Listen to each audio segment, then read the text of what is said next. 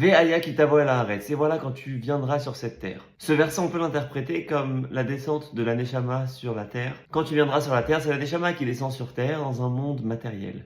Mais ça soulève une question, comment est-ce qu'on peut dire le mot Ve'aya qui est un terme joyeux? Alors on utilise le terme Ve'aya dans chaque début de récit qui est joyeux.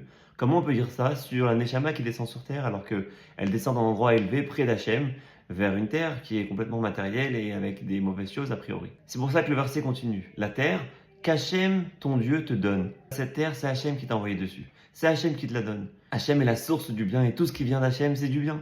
Alors ne t'inquiète pas, cette descente, elle a finalement un but qui va t'emmener une joie. Mais on peut toujours se demander, dans ce cas-là, si je reçois quelque chose d'Hachem, c'est un petit peu du pain de la honte. J'ai rien fait pour mériter un cadeau qu'on me donne. Alors comment est-ce que je peux être vraiment joyeux d'un cadeau qu'on m'a donné sans avoir fait un effort? Et le passage continue, Veirishta, et tu la reçois en héritage. Alors il n'y a pas d'honte à avoir un héritage. Parce que dans les lois d'héritage, on ne reçoit pas l'héritage, mais c'est plutôt la personne qui prend la place de celle qui avait ses possessions. Il en est de même pour nous. Une âme, c'est une partie de Dieu ici-bas. Et donc il n'y a aucune honte à recevoir un cadeau d'Hachem si nous-mêmes on a cette partie d'Hachem en nous.